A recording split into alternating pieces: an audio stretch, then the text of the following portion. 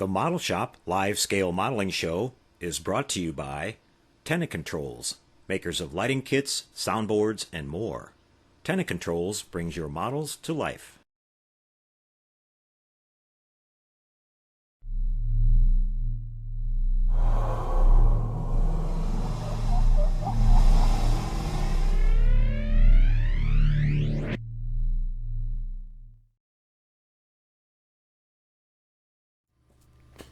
Well, good evening, everybody, and welcome to the Model Shop live scale modeling show. I'm your host, Boyd Crompton. What is it now? I think we're up to episode 79, so we're getting up there. One more to go, and we'll hit 80.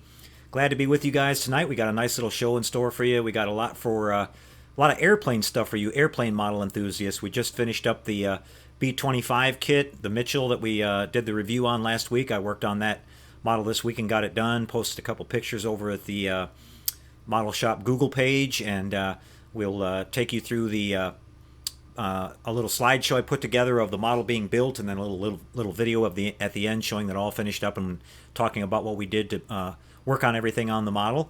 And then we talked earlier about when we started on this plane project that we were going to build a kind of a trifecta of planes here. Some of my favorite bombers from World War II, and this huge box you see here is the 1/48 scale Revell Memphis Belle kit. This is the B17F. This is the other plane and the final in our trio that we talked about that we wanted to build. So tonight we're going to take you through and show you a nice open box review on this kit.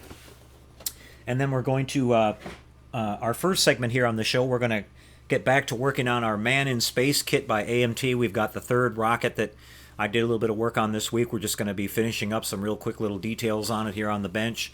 Basically pretty quick, just putting a couple decals on it.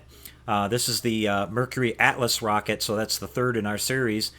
Starting next week, we'll be moving into the Saturn 1B rocket before we do the Saturn 5, and that's going to be a lot more substantial. The rockets start getting a whole lot bigger and a lot more detail going into them, and we're getting close to the end of that build. And then we're going to have a lot of fun building up the cardboard gantry model that goes with the Saturn 5 rocket too, so we'll complete our display and have that all finished up and move on to our next project here. So we have also got a really special treat for you guys tonight. I've been waiting a long time to show you guys this. I guess about a year or 2 years ago now, I went out to California and did a fantastic interview with some of the original Oscar-winning artists who worked on Star Trek: The Motion Picture, and I produced a video of the entire interview, and it was basically called Creating the Enterprise, and we're going to start showing you starting with part 1 tonight. The whole thing runs about 2 hours, so we're going to take you through this in a segment each week. We'll do part 1 tonight, which runs around 28-30 minutes, something like that. And you guys will get to sit down at the round table with me and talk to Paul Olson and Jim Dow, who built the incredible 8-foot Starship Enterprise model for Star Trek: The Motion Picture, and Mark Stetson, who was an Oscar-winning special effects artist that started out his career working on that model. And Richard Taylor will also be there, who actually designed the Enterprise refit for Star Trek: The Motion Picture. And it's a fascinating interview, and they go into a lot of detail about how the model was built, how it was created, how it was designed, and they talk about a lot of the techniques and effects that they used to make the original motion picture movie. So it's a really fascinating interview and one that you won't find anywhere else. And we'll take you through part 1 of that tonight. We'll run that towards the end of the show here. So we've got a lot on tap tonight, guys. Before we move any further, I want to say a quick shout out to my friend Calvin Sweet. If you guys remember, a couple of weeks ago on one of our shows, we showed working on the Colossus that Calvin had done. He was doing basically a scratch build, the Colossus of New York, and I showed you where I went in and did the lighting on the head and did added the sound effects. Well, I sent that back to Calvin a couple of weeks ago, and didn't think I would hear anything more about it. And lo and behold, I came home the other day, and a package sitting on the doorstep, and here we have the Colossus of New York. Calvin went and finished it all up, and the camera's kind of glaring on this here a little bit, but Calvin sent this back to me and said he wanted to see it sitting on my shelf. So Calvin, I just really can't say how much I thank you. As you know, this is one of my all-time favorites, and I was just totally amazed, and I'm really honored to have it, and thanks so much. We've got this with the lighting and the sound effects now and the movement and everything, and as you can see here, this costume that Calvin designed for this guy here is totally authentic to the way he looked in the film. It's all handmade, and something that I'm really going to treasure. So thanks a whole bunch, Calvin. I just wanted to say a shout out to you for that and let everybody know what a nice guy you are. So appreciate that very much. Okay, everybody, we're going to take a break here. We're going to come back and we're going to start off with our first segment, which will be doing a little bit of work on our little Mercury Atlas rocket, and then we're going to move on to the slideshow and the little video showing the completion of the B25 Mitchell kit, and then we'll do the nice out-of-the-box review of the 148 scale B17, and then we're going to close up with our Creating the Enterprise segment. So we've got a nice show in store for you guys tonight, guys. Be right back after the break, everybody. Grab some popcorn. It's going to be a good one. See you in a couple seconds.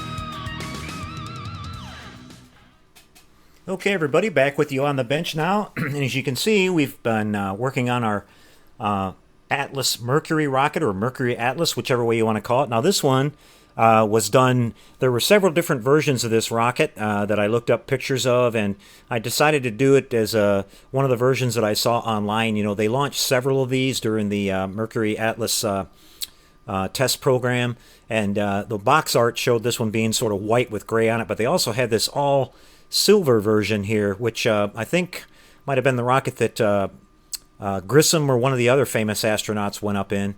It might have been Grissom or Shepard or one of those guys, but really cool. And we did this with our duplicolor chrome finish, so it came out really nice. You can see we've got it all painted up here. So just our final little detail we need to do on this is just a couple little decals, and this one here only has just two decals that go on it. It has the United States here that runs down the front like this, and then the little American flag and United States name that goes up on the capsule. So we're just going to do that for you real quick here on camera, and then we'll have the third of our rockets finished up here. And we'll be moving on, like I said, next week to the Saturn 1B, which starts getting into a lot more detail. You build the different stages of the rocket that actually has the LEM lunar excursion module included with it. So there'll be a lot more going into that, and then we'll finish up with the Saturn V, which is the biggest of all the rockets, and it's literally, you know, like four or five times the size of this one. So it'll start getting a little bit more interesting, but these have been really fun. Even though they're really simple, I've really had a good time working on this, and it's going to be a really wonderful little display when we're all finished up. I'm really happy with it. I actually discovered that the kit comes with these small little disc-shaped stands that these rockets fit on. I didn't notice that in the parts sprue when I did the review on this a couple of weeks ago, but each rocket does come with a little stand in case you were curious about that, so you do have something to display these with, and they sort of clip onto the bottoms of the rocket so you can pull them off of the stand. I'll probably glue them on there so they don't get lost and stuff, but at least now we have an idea of how we can display these. I was kind of wondering what I was going to do there because they won't stand up on their own. But so we've got that problem solved. So we'll just give these decals here a couple of seconds to break free for us here. Happy to report these decals have worked out really nice for us. No problems at all with them. Like I said, this is a pretty nice little quality kit, and getting all 5 of these rockets and the cardboard gantry for around $30, that's not a bad deal at all. I'm really happy with this, and I've enjoyed working on it all the way through. So let's see here, guys. Let's see if we can get one of these decals to come free for us here. And there we go. We've got our United States. We'll just let this go down on here like that. And get it centered nice and straight.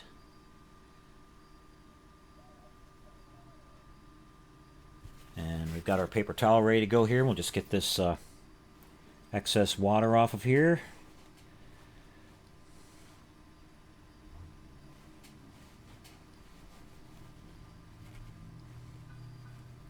I know you guys out there have seen decals go on plenty of times, but we just thought we'd show you this final little segment here, and it's a pretty neat little display. It's going to be really cool when it's all done and we have them all standing up and looking good. Okay, we've got our little tiny flag here just left to go here. I'm going to get my tweezers here so I can kind of help myself get this put onto this capsule.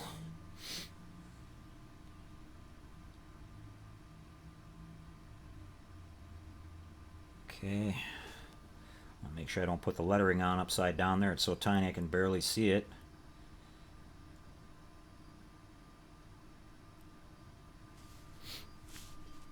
Okay.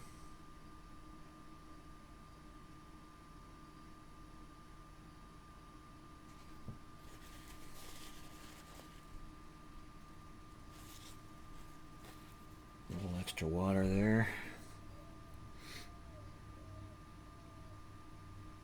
Kind of make sure this is centered with our United States thing so it all looks symmetrical here.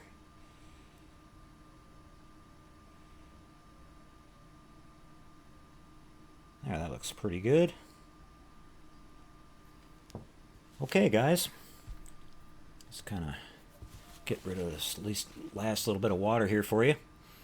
And you can see we have our little Mercury Atlas rocket now all finished up, and this one looks pretty cool with the silver finish on it, I think. So like I said, guys, this has been going along really good. I hope you guys, I know a couple of you out there mentioned that you were going to pick one of these kits up. I'd like to see, if you got one of them, I'd like to see you build it up and maybe share some pictures with us over at the Google page. That would be pretty cool. Like I said, this is a great little kit, and what can you get nowadays for $30? You can't even hardly take your family to a movie for that, so it's worth every penny of it. And I'm going to be really pleased to have a little bit of real space stuff in my collection now. I'm thinking about down the road here, and we've got so many other things going on, but down the road I think I'm going to pick up a really nice Apollo 11 LEM model. I know there's some really nice ones out there. I think the Revell kit that they have out there now even includes the gold foil that goes on it and everything. I mean, to make it really, really realistic. And I know you can get some really cool photo etch parts for it and all that, so you might see us build that up sometime in the future here. I'm really interested in that one. So, okay, guys, that's going to be a wrap for this first segment here. That was pretty quick, huh? But we got our little Mercury Atlas all finished up. I'll set that off to the side and let it dry. And we'll have the third one of those rockets done now. And as I said, we'll be back next week and do some work on the Saturn 1B. So we'll take another quick break, and when we come back, we're going to be back with you with the 1/48 scale B25 slideshow of that model getting put together, and then the video reveal of it finished up at the end. See you with that in just a few seconds, everybody. Hang tight.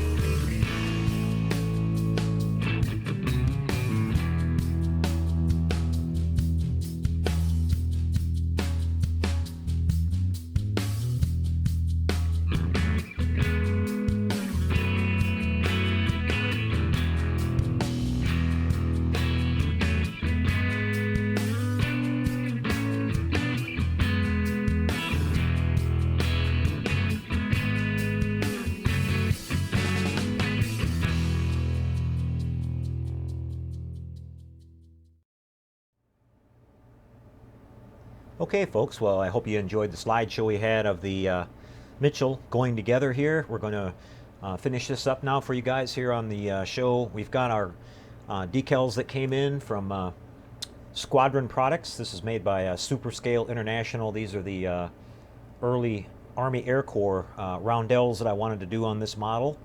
And so what we've got to do now is get these out of the bag and get these ready to go, and we'll get them put on the model. As you can see, I've got it sitting here. It's just like the B-29 that we did. It's a tricycle landing gear airplane, and the tail section is kind of heavy, so it doesn't sit on its own. And again, you could do the same thing like we talked about on the B-29. There's some areas inside the model here where you could add some weights if you want to, and tip this thing back down. Now this one wouldn't take as much weight because it's pretty, it's actually pretty close to being able to sit down by itself. So not nearly as much as that huge B-29 model would take, but so you could probably get away with the standard landing gear that come on this kit, the plastic gear, and not have to worry about them being overloaded or anything like that. It would probably be just fine. But it does come with a little sort of an open hatch that you can do on the back here with a little stairwell kind of thing that goes with it, and you can just prop that up underneath of the hatch in the back of the model. We'll show you that here set up in just a couple seconds, and that holds the back of the airplane up. But what we're going to do now is we're going to get these put on. I'm just looking to see, I don't believe that these decals are die cut, so what we're going to have to do is we're going to have to cut these out exactly as they are. That way we don't leave any excess decal film on the model here. So I'm just getting these ready to go. I'm going to cut them all out individually, and then we're going to take our curved scissors here and cut these out around the edges here real close.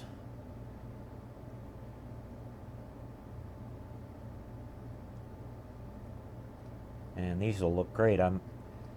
As I was talking about, I wanted to actually do a Doolittle Raider version of this airplane, but getting some more information about it. The model that this plane is, which is the J model, it's not even close to the way the airplanes that were used in the on the Doolittle Raid. I think those were B models, and on those the ball turret here is way at the back. Or I'm sorry, the top turret here is way at the back. The window side gunner positions aren't there. There's a whole lot of things that are different about it, so I just decided to build this up and use the kit supplied nose art there, the Jaunty Joe, and we just kind of painted it, in the similar colors that we saw on the Doolittle Raiders. But I'm happy with it just the way it is. I might later I might build a Doolittle Raider. There's actually a kit out there from Scale Miniatures, I think it's called, in 1/48 scale. That's an actual B-25B model, and it's actually one of the Doolittle Raiders. It even comes with the ruptured duck nose art. But we'll look at that a little bit further down the road, maybe. But I'm really happy with this kit. This kit went together really nice. Typical Revell. Revell does a really nice job with their model airplane kits, and it had a lot of detail, as you could see in the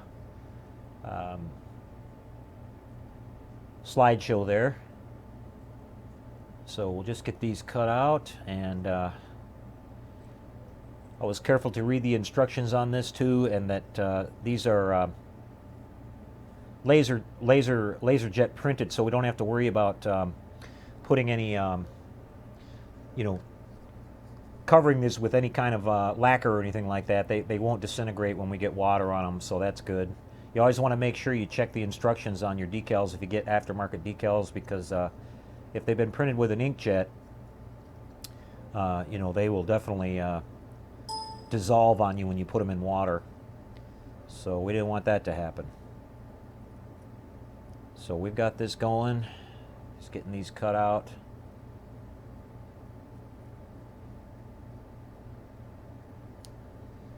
Down to our last one here. And that's all that's left to do on this model, is just put these decals on. And what I'm going to do is, I'll show you in just a second here. I'll pick up the model and show you a little bit closer detail on it. But after we're all done here, we'll put it on the turntable and spin it around a couple times for you so you can see it on all sides. But we've done quite a bit of weathering on this plane, so what we're going to want to do here is after these decals are on and they've had a chance to settle down for a couple hours and dry and everything, I'm going to go back with my artist chalk, a little bit of black, and just touch these up a little bit to make them look a little bit worn and weathered like the rest of the plane is, because right now they're going to look like they're brand new and everything else on the plane is made to look like it's been used quite a bit.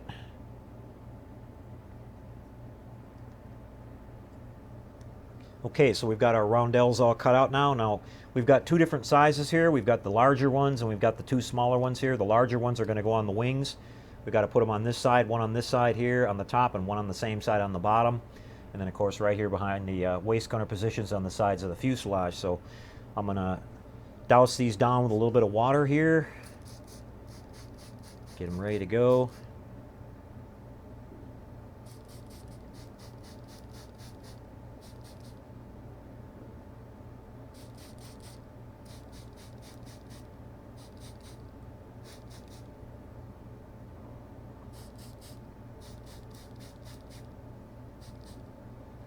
Okay, and we'll put a little bit of water on our wingtip here where we're going to put that, and on the side of the fuselage on this side.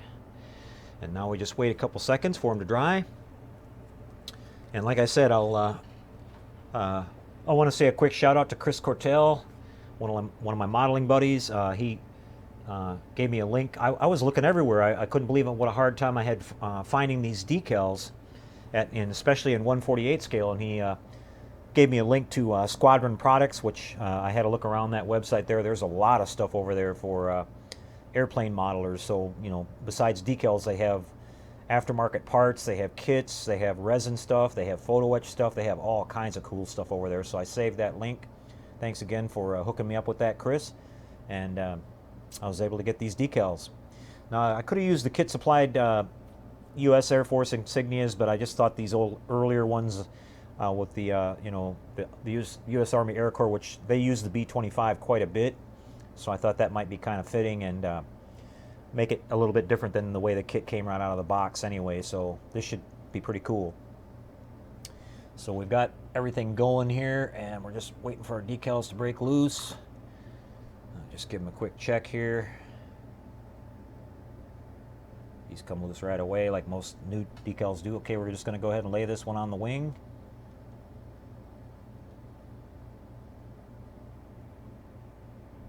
That kind of where I want it to be. A little bit further out towards the side here, make sure it's nice and straight.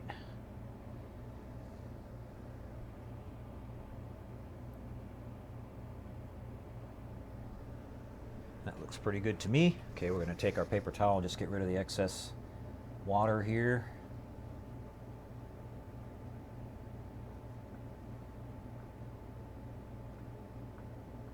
These are printed on some pretty thick film, which is interesting. And what I'll do is after these dry and everything, we will, like I said, we'll do a little bit of our artist chalk on that, and then we're gonna, make sure we got that looking the way we want so it matches the rest of the plane, and then we're gonna go ahead and seal it all up with some Tester's dull coat to make sure it all blends in really good. Otherwise, they look kind of shiny. So now we've got this one that goes on the fuselage here. We're going to go ahead and get that one put on next. It's on the port side here.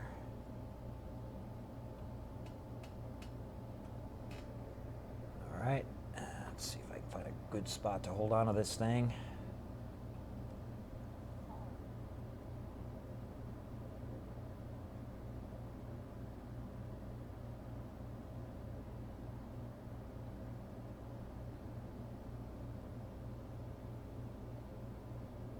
This one's kind of tricky because you got to make sure it's straight when the plane is sitting kind of level there. So that looks pretty good to me.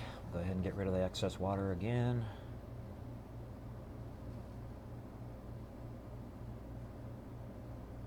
Careful not to break off our little machine gun there.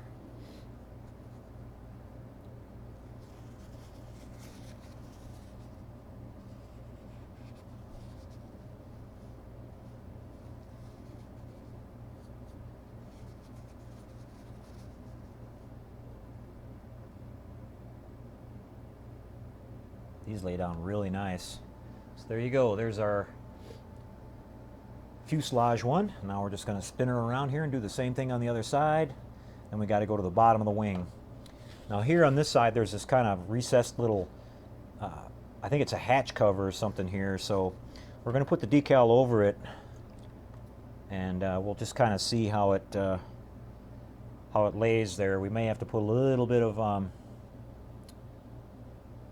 our Solvaset on that so it lays down into those grooves to look like it's painted on. We don't want it to sit above that and have a big air pocket there. So we'll definitely check that out here. Want it to look like it's painted on.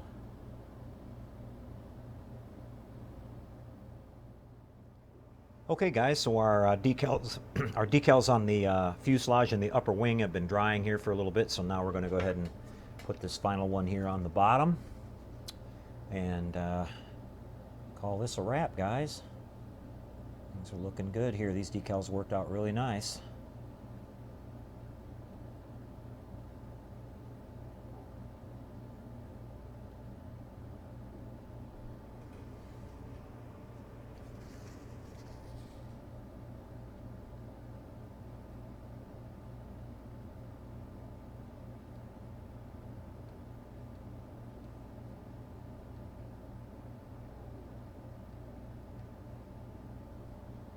Okay, let's check this out. Get a little bit of this water gone off of here.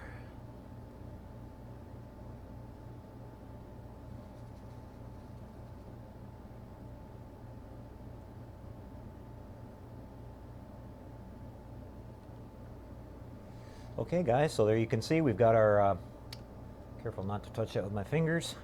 But you can see we've got our decals all on there now, and here's a kind of a look at the bottom side of the airplane. You can see we've got all of our weathering and everything done on that.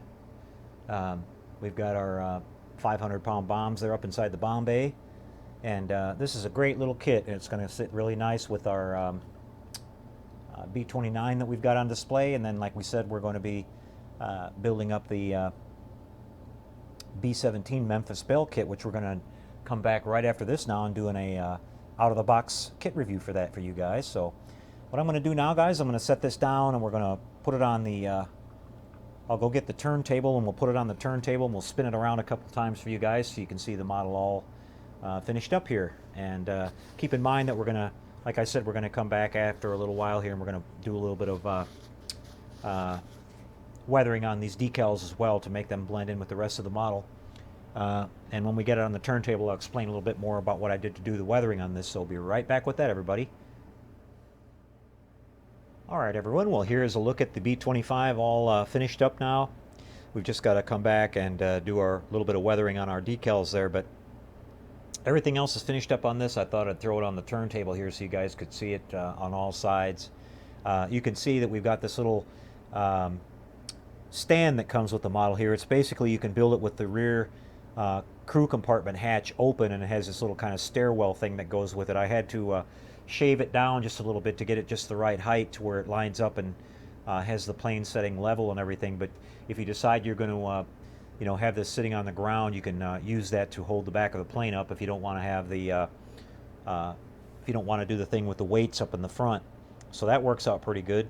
The model has the ability where you can build it with the bomb bay doors open or closed, the landing gear up or down with those doors closed up or open as well.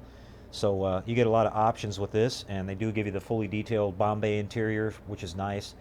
So talking about what we did for the weathering on this a little bit, I just sprayed down my entire base coat of my olive drab and my gray on the bottom, and then I went over it with a what we call a pin wash, which I used some of this water-based black Createx paint.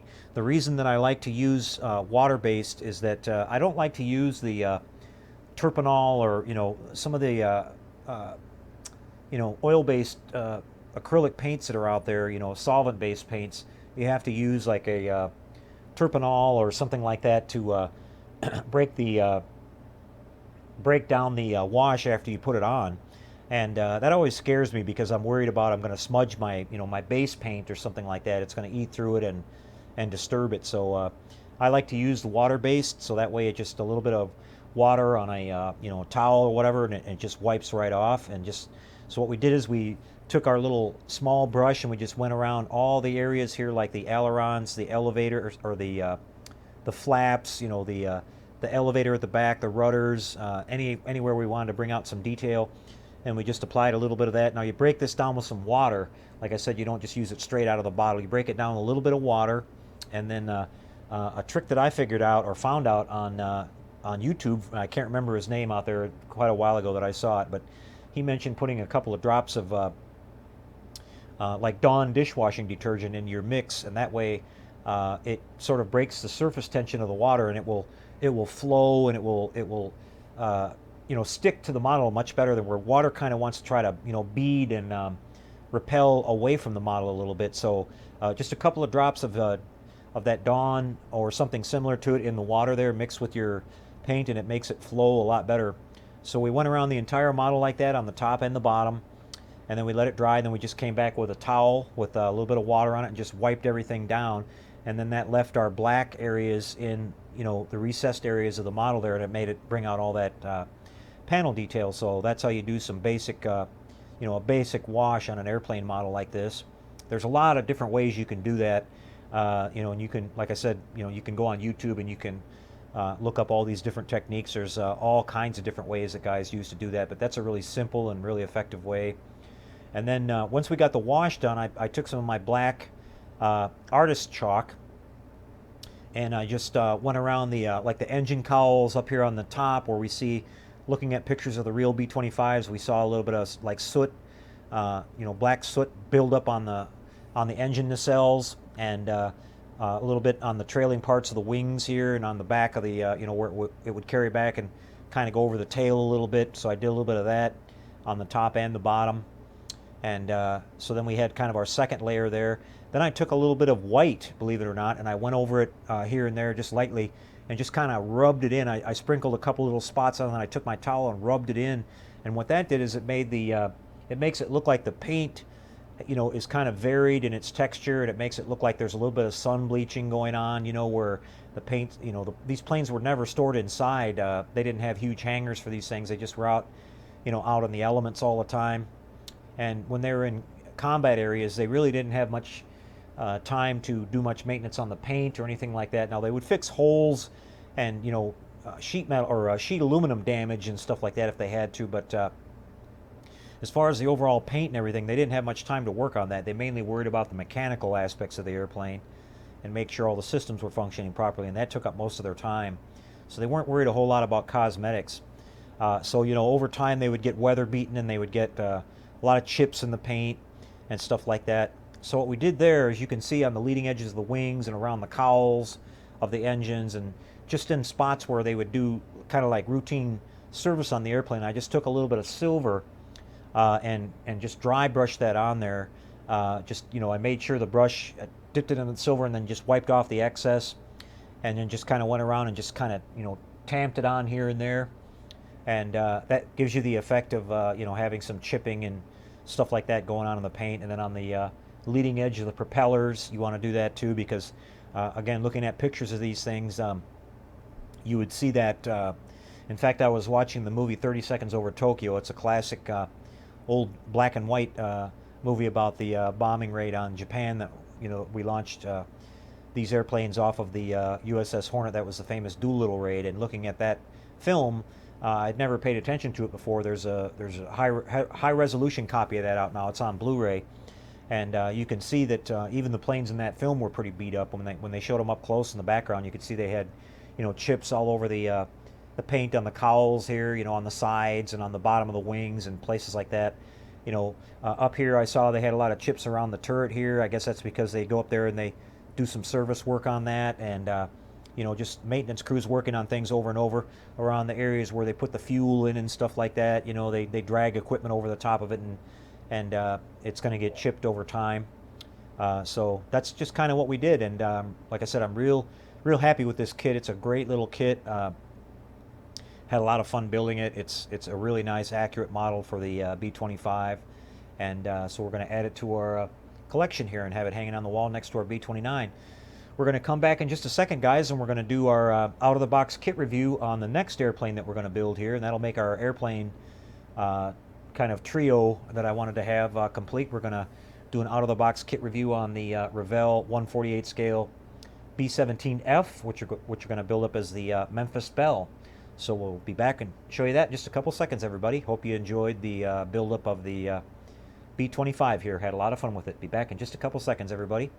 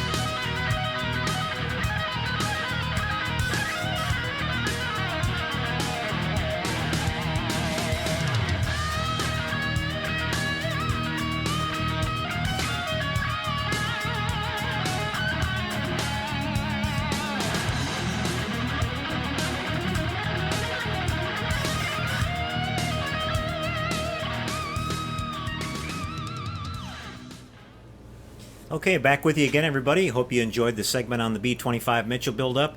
We had a wonderful time working on it, and I highly recommend the kit if you guys are airplane enthusiasts and especially fans of the Mitchell. It's a really nice kit. It's a current release. The kit's available in several versions of, you know, the different types that are out there. And like I said, maybe sometime later we'll pick up the I think it's called Scale Miniatures or something like that. There's a kind of an offbeat brand out there in 1/48 scale that's an actual B model of the Mitchell, which is actually meant to be one of the Doolittle Raider planes. So we might go back and pick that one up a little bit later and work on that one. But before we get to the B-17 here, I wanted to say mention really quick that there's a really cool movie featuring an actual B-25J called Soul Survivor. It's a really interesting film.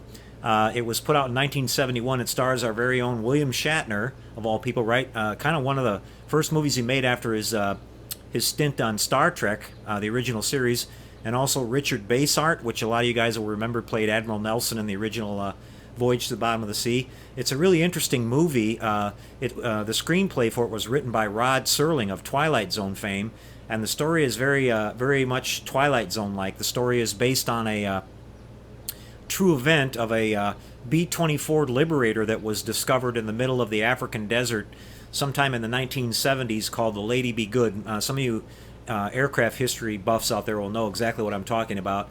They basically found a wrecked B-24 out in the middle of the desert that was almost completely intact and completely undisturbed for like 30 years or whatever it was.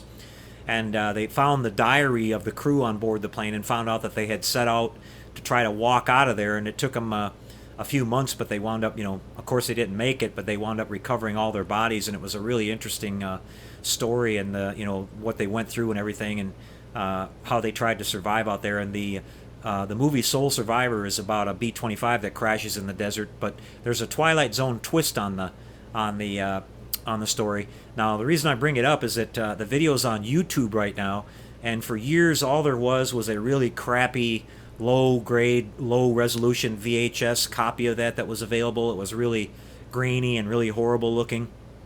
But a gentleman on YouTube has just recently uploaded it, and there's a brand new high definition Blu-ray version of the film that's finally. A lot of us that are big fans of that film have been waiting years, myself included, for that movie to be restored and put back out. And so it's available on YouTube. And you know how the YouTube police are; it might not be around for too long. So do yourself a big favor if you're a Twilight Zone fan, a Rod Serling fan, World War II fan. Check that movie out. It's called Soul Survivor. It's on YouTube right now. I actually went and downloaded it off of YouTube so I could save it. Right now, the Blu-ray version of the film is only available in Europe, in the UK. They don't have it available here in the States, so I downloaded the high-resolution copy off of YouTube and saved it, so I'm really glad that they put that out. Okay, guys, well, we're going to move on now. We're going to take a quick break and come back, and we're going to do our... Actually, we'll go straight to it. I'll just roll the video here real quick of the out-of-the-box review of the 148 scale Revell B17 F kit that's the Memphis Belle. Enjoy that, and we'll come back right after that, guys.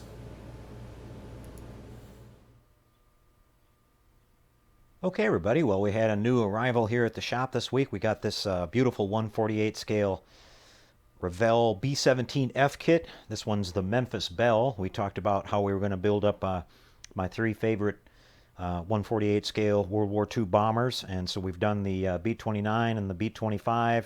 So now we're going to do this beautiful B-17, and we thought we'd show you the kit and everything that it comes with before we do the build up here. So we'll do a nice open box review on this for you today. Let's take the lid off of this thing. Well, we'll look at the box art here first a little bit. You can see just some pictures of the real model here. This is a really nice kit. It's been around for quite a long time. This kind of is an offshoot of one of the original releases from Monogram back in the 70s of the 148 scale B17G, which the G model has a little bit different details on it. It has turret underneath of the chin here. It has different details up here at the front where some of the guns are, but the planes are pretty close. I think there's some differences in the waist gunner positions and things like that too, but we wanted to do the Memphis Belle, so we bought this Memphis Belle kit. And you can see some beautiful pictures here of the detail on the model. Let's see if there's anything over on this side. But so it's a really nice kit. Now the differences in these kits are mainly on the interior. This kit, unfortunately, doesn't come with a lot of detail on the interior of the model. It has the flight deck and some area of the bombardier area up in the front in the clear area that you can see at the nose cone on the front. But other than that, it's not really detailed. I think a little bit in the tail gunner too. But we'll just do the best we can with it. Unfortunately, this one too doesn't have any detail in the bomb bay. We can't build this one with the bomb bay open, so we'll just build it as is. But it'll look cool hanging on our wall with our other bombers. We'll take a look at the instructions here towards the end, but let's start looking at some of these parts. The interesting that you notice right off the bat here is this kit's molded in a sort of a strange dark green color here, and so that's kind of interesting, but we'll pull this first big bag of parts open here for you. Oh, we've got some loose parts there. We'll make sure we don't want to lose those. See if there's anything else in there. Looks like the tail wheel there that's loose, so we gotta hang on to that. We'll go ahead and slide this box out of the way. And this first sprue, we can see we have the main wing assembly here on one side. We've got the two halves of the main landing gear, one of the tail planes here, and a bunch of 50 caliber machine guns. Just looking over this mold, even though this is a fairly old kit, the mold looks to be pretty good condition. People are saying that this green plastic is actually really brittle, so we're just going to have to be really careful with it when we work with it. But you know, painting's not going to be a problem because we're going to prime it all up first and everything. But the detail looks pretty good on these parts here. Kind of another duplicate of almost the same sprue here, but we've got the wing and another tailplane section. We've got some interior parts here. Looks like the pilot and co-pilot seat. Some bracing here of some kind. Some bulkheads here for the interior. Another sprue of the more of the wing. This kit's mostly all wing and fuselage. It's a big model. Here we can see, looks like the top turret position, the tail gunner assembly here, some interior details. Here's the flight console. You can see, we'll take a look pretty close there. The gauge details aren't really that great on there. There's just kind of some circles cast onto that, but we'll do a little bit of detail painting on that to make that pop a little bit more. Here's the tail wheel here. And we have more of the remaining parts of the wing and tailplane assemblies. This plane actually had the option of some external bomb racks as well as the internal bomb storage, and I'm debating on whether I'm going to put those on there or not. I don't think the B-17 would look as nice with the bombs on the outside like that, so we probably won't put those on, but we'll see what we come up with there a little bit later. We've got some more of the exhaust detail here, a couple of the 500-pound bombs. This little, I think this is the radio direction finder device on the airplane. One of the little seats here looks like probably the navigator or the bombardier seat. Real small little seat there. We'll have a look at these clear parts and see what we've got there. Okay, you can see we have the main sort of flight deck canopy or windshield glass here. The ball turret, which is going to be interesting painting that because it's got a lot of detail painting that needs to be done on that. The upper twin 50 turret assembly, the nose cone here, this little sort of skylight, if you want to call it that goes up on the dorsal area of the plane. And I believe on the Memphis Belle that area was open, so we won't be using that part. We've got some side glass here for the nose, the tail gunner glass, the waist gunner glass, and also on this particular plane there was no glass on there. It was just open. Can you imagine being at 30,000 feet in an open window shooting at enemy fighter planes coming at you?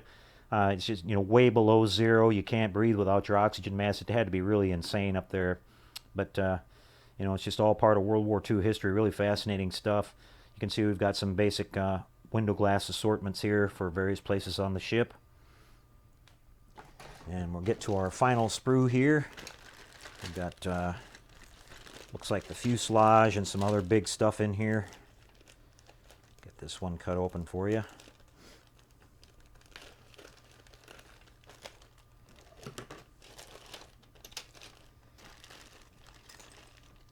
Yep, I've got a couple loose parts here. I dropped the propeller on the floor. We want to grab that.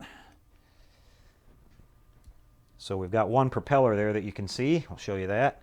And people might be right about the brittleness of these parts. I see how easily these parts are falling off these sprues, so that might be an indicator. But here are our remaining propellers and our propeller shafts. And we have the starboard side of the fuselage. Looking at the detail on this, it's really nice. You can see we have some riveting panels here and there on the front nose section, which is normal on a B-17. A lot of nice ribbing on the sides of the fuselage here. It's raised really nice, so it shouldn't get buried too much when we do all of our painting on that. It should show up pretty nice.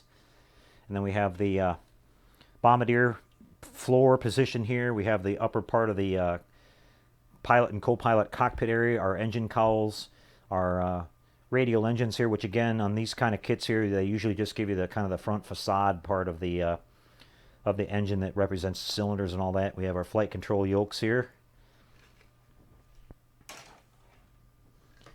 And then finally we have the port side of the fuselage here. And we have more part of the flight deck here. You can see we have where our pilot seats go and our flight yokes and our flight console there. This looks like the bracket here for the ball turret position, which is movable on this, and we have our main landing gear here.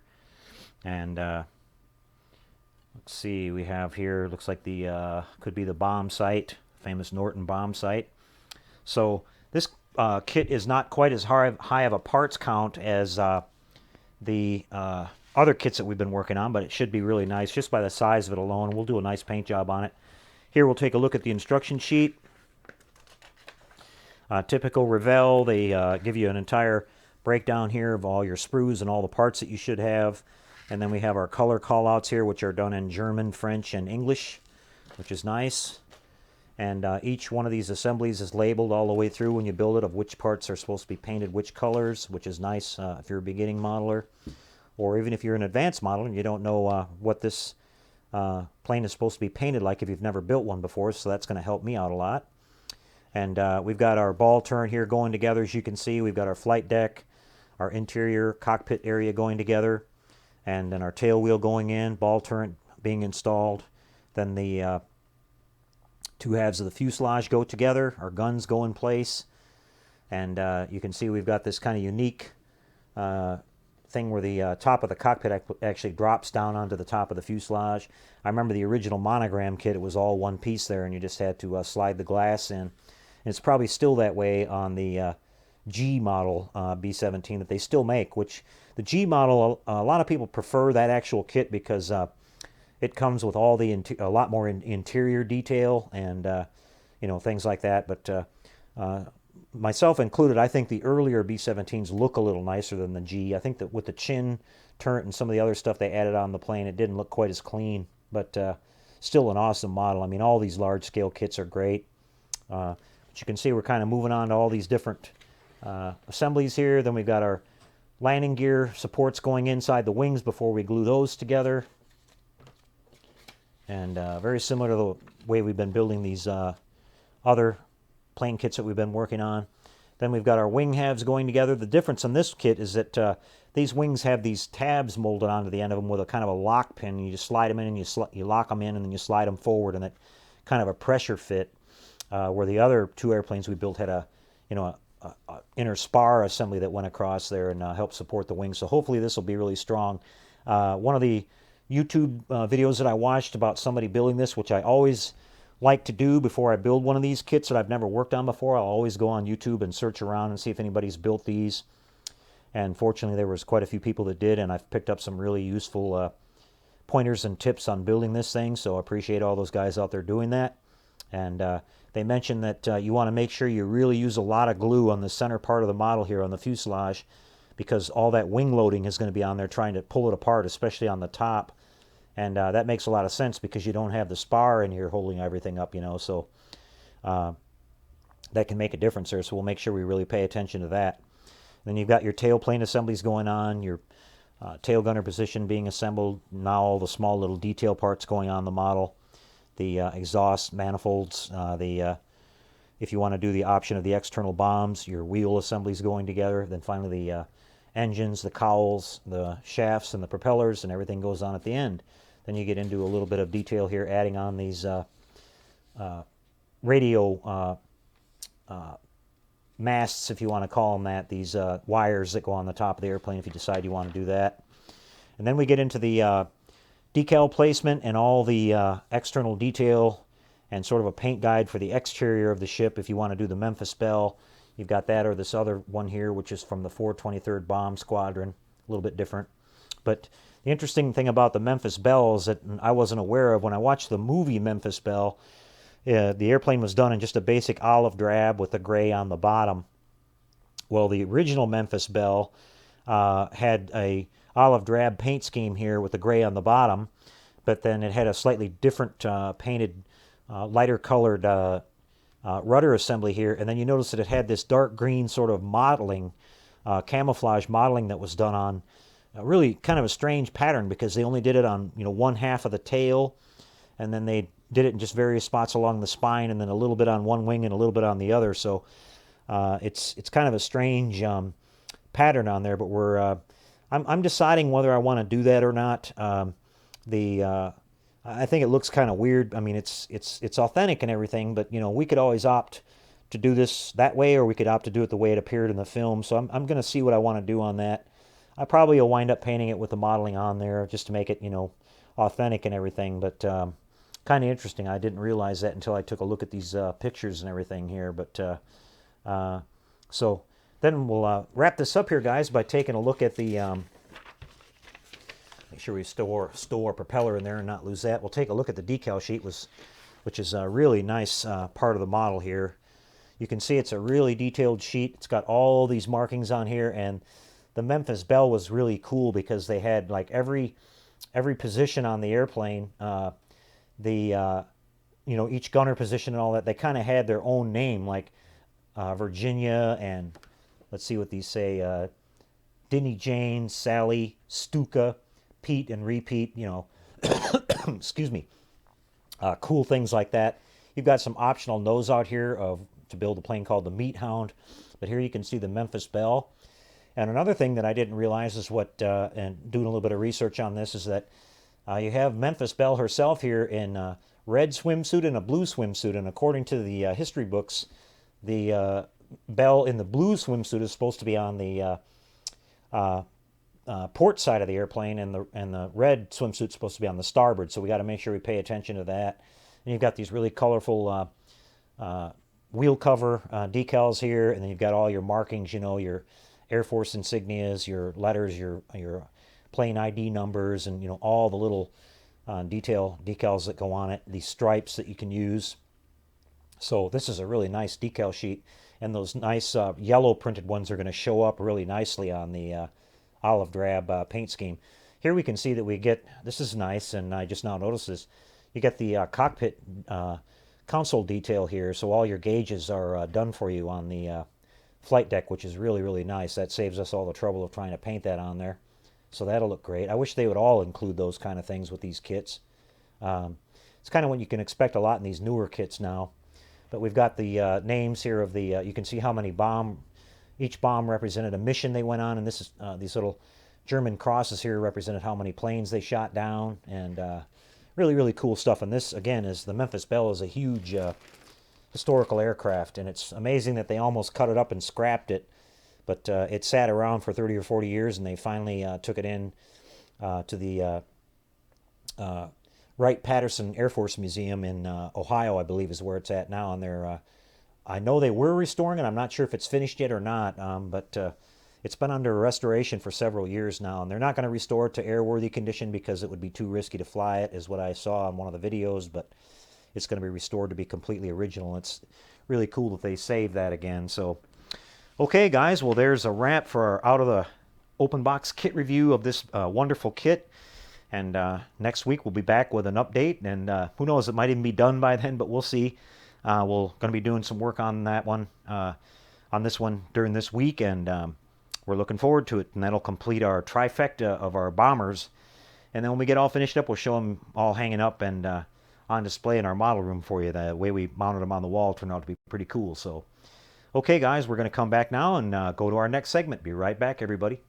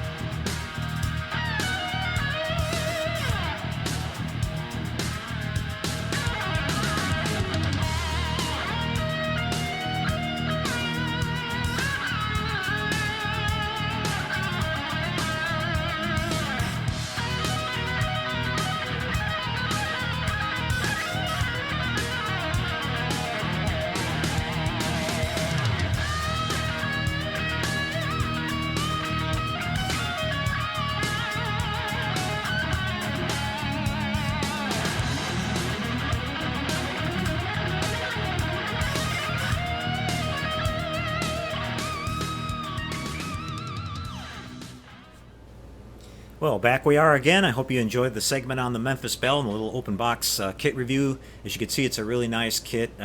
Tried to point out some differences there between that one and the monogram B17 G kit that's out there, also in 1/48 scale.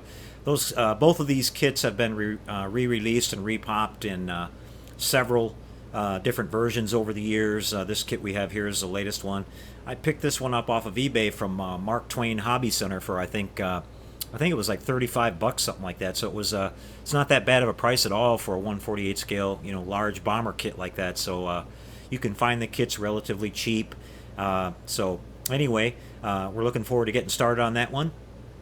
And I also wanted to mention, like we talked about on the movie Soul Survivor we were talking about a few minutes ago, there's also some really great documentaries on YouTube about the Memphis Belle, including the complete coverage that they did through the U.S. Air Force of their final mission that they flew. I think it was their 26th or 28th mission. I think it was either 26 or 28 missions that they were required to fly, and it was a big publicity coup. That was around late 1943, and a lot of people don't realize at that point of the war we weren't doing so well. We were taking huge losses. Morale was really low. The 8th Air Force alone lost more men during the daylight bombing missions than the Marine Corps did during the entire length of World War II in the Pacific Island, taking of the Pacific Islands, which were some really, really brutal combat in itself. But the 8th Air Force alone lost more people. Each time they lost a B-17, that was 10 men on the plane. So they weren't doing so well until we got the long-range P-51 fighter escort, which helped out tremendously, and we got air superiority. It was much easier on them. But feature, the government putting out a film about a successful crew that made it show that it was possible to live through all 26 or 28 missions, and just as a huge morale booster. They flew the boys back home. The plane did a tour around the United States selling war bonds and things like that, and then afterwards it was retired. And thank goodness that somebody saw the light and realized the historical value of the airplane, and like I said, it's currently being restored and will be preserved forever. So big part of history there, guys. Okay, well, I've got a really special treat for you guys now, like we talked about at the top of the show. We've got part one of my feature interview that I did with Paul Olson, Jim Dow, Richard Taylor, and Mark Stetson, who are all Academy Award-winning artists, special effects artists who worked on Star Trek: The Motion Picture and has specifically worked on designing, creating, and building the original 8-foot Starship Enterprise. And I had a wonderful opportunity. I'm still pinching myself.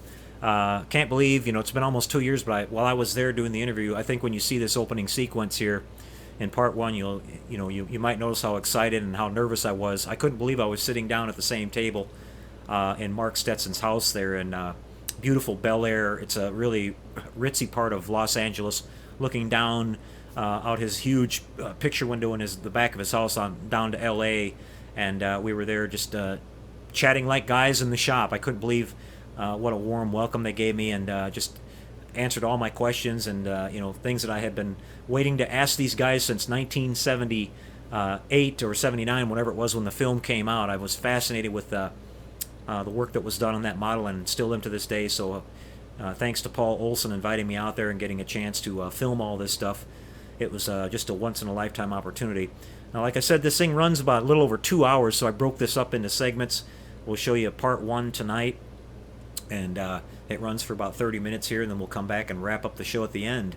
And I hope you guys enjoy that. This will be the first time that I was able to show this entire thing. Had kind of an agreement there with Paul. He was using it for some publicity stuff, but we're free to use it now, so wanted to share it with my best friends here on the Model Shop Show. So enjoy that, guys. We'll be right back after that, and we'll wrap things up for tonight. Say our shout-outs and everything. So see you after that, guys.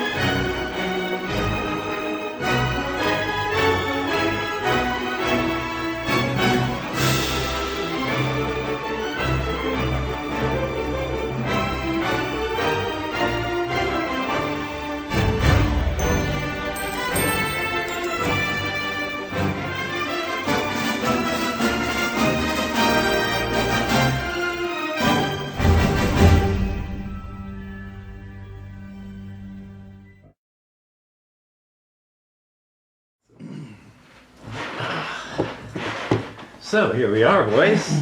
Well, All right, everybody. Well, we're sitting down with Paul Olson, Mark Stetson, Richard Taylor, and Jim Dow, who all were involved with the production of Star Trek the Motion Picture. And today I think we'll start out and ask the question from the entire group here. Who was the first one that became involved in the production, and how did all of you evolve and be brought over to the production after that? Well, each one of us have our own story, but I think Jim was probably the first. probably we were brought in to at Magicam to develop models for the television series. We worked on it probably about a year, and got to a certain point. I don't know how much detail you want to go into, but we got to a certain point, and they had decided to go for a feature. And what we'd been building were strictly television models, and not intended for the big screen. So we had a wake for the project, and consumed 40 lobsters. Went home over the weekend and came back Monday morning and cleared everything out. And I started looking for more people, because now it had become a larger project. And so on. And I don't know how, I think Bob Abel got involved shortly after that. Mm-hmm. Because I do remember, I'd worked for Bob years before. In fact, I set up his first slit scan that he bought from Doug Trumbull in the mid-70s. Yeah, with Jimmy Dixon's camera track and all that. Exactly. Yeah. And so I was at Moose on Frames with Joe Matza. We were having lunch. Joe Matza and Carrie Melcher were having lunch, and the table over in the corner was Bob, and I forget who else was there. So I went over to say hi to Bob, and we had just found out that our project was going to feature film, so we were kind of discussing that, and we didn't know it, but Bob was sitting over in the corner discussing the fact that he was going after Star Trek the Motion Picture.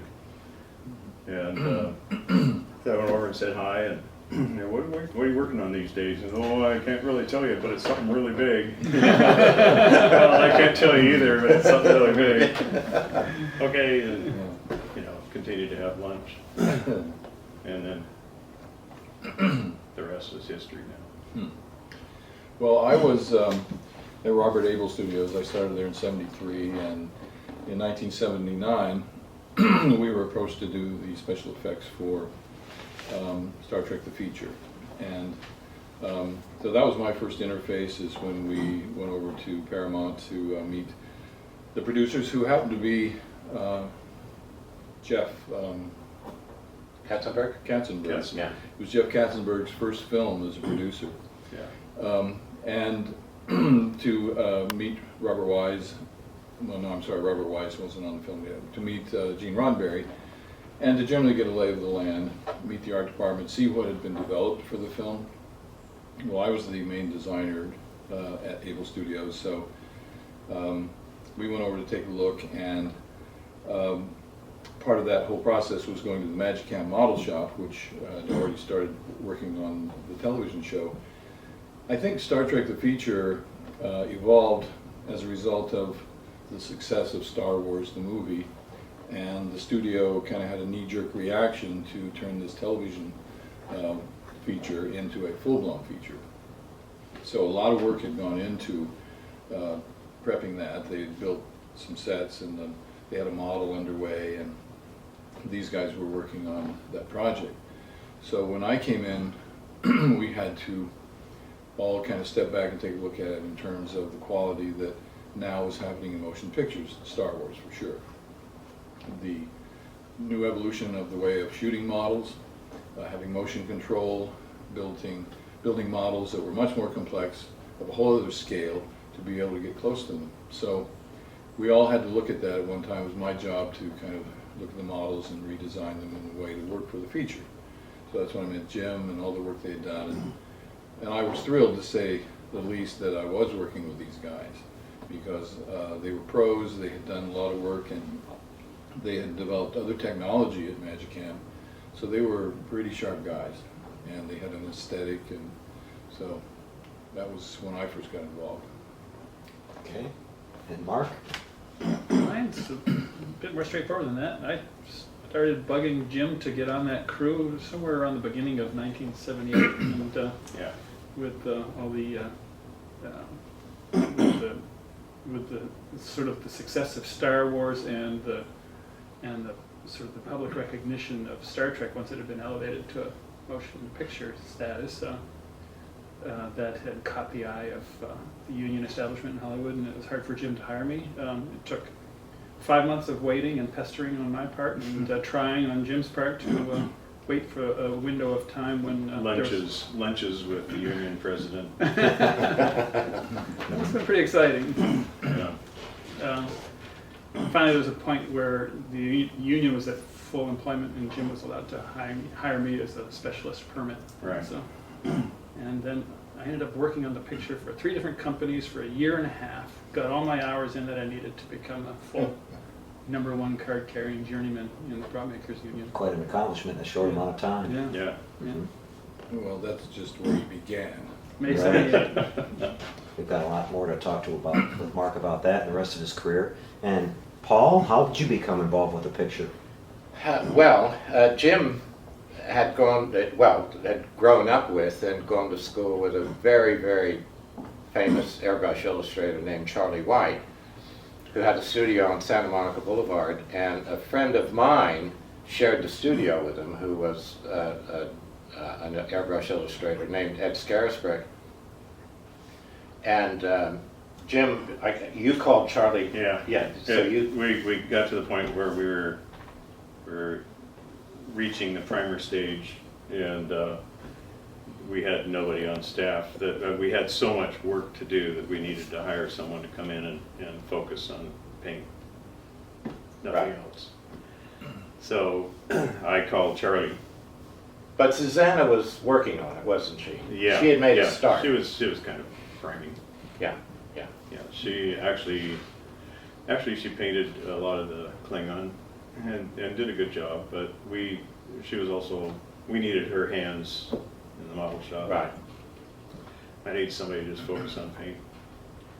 So I called Charlie, thinking that I could lure Charlie over, because anyway, we have a long relationship, and he's on a roller coaster ride, and I thought I could buy his time for a month. I thought, well, it'll only take him.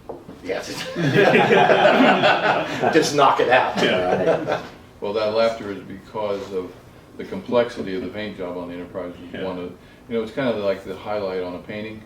It's the last thing, the detail that's there. And in the case of the Enterprise, the paint job was an exceptional challenge because the paint job in the end is what gave it scale. Mm-hmm. When you have really smooth surfaces of things, and if you don't have some form of detail, you have no sense of scale. Nothing.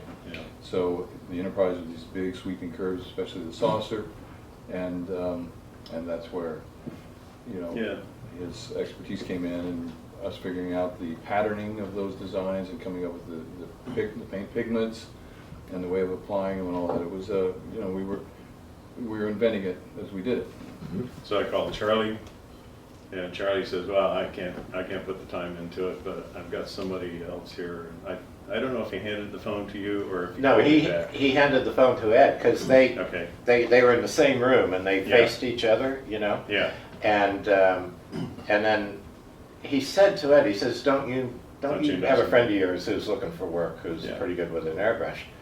And then Ed said, he got your details, and he gave me a call. And so I'm at my studio in the La Bamba house up on the top of the Silver Lake Hills, and picked up the phone. He goes, Paul, it's Ed. How would you like to paint a Starship Enterprise? Let me think. Yeah, give me a minute, will you? So And that was it. And So then you came out with I came down to see you, and Yeah. I showed you my stuff, and you Yeah. said, you know, I think you'll do. And Jim led me down the hallway, and we just built a spray booth. yeah, spray Yeah.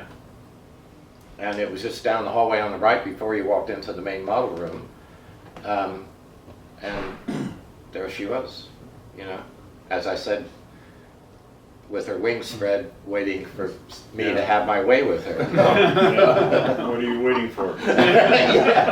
Looking very much like she looked in the dry dock on the film. Right. And Jim said, I mean, it was a heart-stopping moment. You know, I mean, here I was with the Enterprise, and it was up to me, and I had to take a big gulp, and I remember thinking, you know, Jesus, I'm really in deep here. And then Jim said that hadn't you restored or repainted, was it a 1935 Ford? Yeah, yeah. And you used pearlescent colors. Right, yeah, and that's And then you suggested right. I do that. And then So we started playing with pearls. that's right, yeah. And Well, and then that stuff was all made by Crescent, wasn't it? yeah, Metal yeah, Powder. Crescent. And they made 4 different colors. Well, they made pigments, though, incredible iridescent pigments Yeah. of all kinds, and yeah, that stuff was incredible. Yeah. Well, I'm sure they still make it. Yeah, they do. Yeah. And Broader range of color now. and they were, I remember, for a 4-ounce bottle, they were $48 each, Yeah, which they was were. a lot of money. Yeah. And No, because they were actually made with ground pearl. Yeah, Yeah. so they're iridescent. yeah, You know, the thing that people see when you look at a seashell that Yeah. has that iridescence on yeah, it, that's what the pigments were. Yeah. So when Actually you look pearl at powder. the Enterprise at angles and the light would reflect it, each of those little panels had a different reflectivity and a different iridescent quality. I think that's a good subject to talk about, because since the film was released on the big screen, the versions that fans have had to look at over the years until recently with the advent of Blu-ray and the reproduction of the film in its fine quality and high detail like that, there was never really a lot of people that were aware that ship actually had that iridescent paint job on it. People just see a white ship with a couple little panels on it, and when you go back and look at now the Blu-ray and you see that thing coming out of the dry dock, it just jumps right out at you. Now, I want to go back just a little bit and ask Jim a couple of questions. Going back, because with Star Trek fans, there's kind of what we call a missing link, and the missing link is with Star Trek Phase 2. Very little is known about what was going on to that point with especially the design of the ships, and how some of those maybe design cues, maybe on your point, Richard, if you looked at that model and carried those over to the final version of the refit that you guys went with on the film. Can you maybe talk about a little of that and how that all worked out? The evolution of the refit. Mm-hmm. Wow. What's was Phase 2? Is that the sort of the TV reunion movie that had the Don Luce model in it, or what was that? I don't know what Star I Trek don't know. Phase You're 2 referring was. to Phase 2 is just Phase 2 Our ship. is what the television show was going to be before it got turned into a movie. Oh, That's what okay, they okay. officially. So the model that existed that I saw, the small Or- model of the Enterprise, it was Yeah. out, not at your shop. right. It was out at No, Don Luce's or someplace. that's right. It was Don Luce. That's the And, name I was searching for. Yeah. And, but they had already started working on certain models. We were doing the dry dock. We'd begun making sketches for the Klingon because we got the original Klingon back from the museum and found that the wings were 2 different sizes and it wasn't symmetrical and so on. So we started doing sketches on the Klingon. Some of the other craft we were thinking about, but the Enterprise, as far as we were concerned, was being built by Don Luce. So I can kind of jump in on that to help you there. So when we got involved, again, like I said, we had to analyze everything that existed that was built and see what would work. And the answer was nothing, Yeah. really. I mean, and if you looked at the quality of Star Wars or 2001, and compared it to what they were building, it was actually embarrassing. So, I'll just kind of back up for a second. When we were originally involved with an eye toward doing it for television. We were Magicam, and Magicam was a state-of-the-art, cutting-edge video system, but it was video only, no film. And what we could do was take live action on a blue stage and put it into a miniature in the background, and do traveling mats in real time in video. With match moves on the miniature. Yes. Yeah. Scaled And- match moves on the And miniature. It was the amazing. director would direct from a monitor, which gave him an instant composite. So It you was had virtual your- production 35 years ago. Like Carl Yeah. Sagan's Cosmos. Right, yeah, Yeah. the Alexandria Library. So, That's so this is what we were Yeah. building models for. Was we were building models for the Magicam system because it was our intention as a company to do the new Star Trek series for television with our video process, and that's as far as it was going to go. When it went to film, then we still wanted to retain the model contract because there were two portions of Magicam, one the video system and the other the model shop. And model shop was my thing, and I was trying to build it into a self-sufficient entity. So that's okay. That's the background up to. Then it was, of course, Abel wanted to do the models in-house also, which was totally understandable. So it became kind of a contest between, and then we worked it out once we got to know each other and moved ahead. Right, and thank God we did. Yeah. So, when I first saw the models, I mean, and I understood the context of what they were building them for. So my value judgments on what they were building weren't that they weren't well built or anything. I mean, the designs were designed for a particular function. Now that all had changed. So the Enterprise, of course, I wanted to see immediately, and it wasn't there. And I knew that we were going to have to redesign everything. You know, upgrade the Klingons. You know, everything had to have this whole level of detail. But the Enterprise had never seen. And the models they were building were quite large, many. Mhm. So I finally went out to see it, and it just wouldn't work. I mean, it was not as long as this table, about half as long as this table here, and, you know, maybe about 4 feet long, something like that. Had no lighting systems built was into like it. Fiberglass and plywood. Fiberglass and plywood and stuff, and he had actually done a couple of things that I kind of ran with a little bit more. The dimension of the saucer and the nacelles, he hadn't really gotten into the detail of them, but they were still cylindrical. And so anyway, that's what we saw, and we came back and basically said, we've got to build that. I mean, this is the queen of the movie. This is, as you said earlier, I mean, the first movie showed a lot of that model. So, and we had Star Wars and that as a primer on how we would do this. So getting together with Jim and Magicam was really fun because we literally started drawing the blueprints from scratch. I could get into a lot about what we tried to do with the Enterprise, but the very nature of what the Enterprise is, to me, is fascinating. I watched the television show when I was in college, and the first time I ever saw the Enterprise, I went, what a weird looking thing that is. My dad was an Air Force officer. Spaceships and rockets and things were like the V2, and then there was Buck Rogers and all this stuff. But the design, the configuration of it was just so unusual. I mean, it had the saucer, and I said, well, why isn't it just a saucer? But they had the fuselage and then these nacelles. And, you know, when I first saw the show, it's like, how does that work? And why does it look that way? And that configuration permutated and still does to the very latest movies where they went back and really brought back that configuration. It's really again. unique.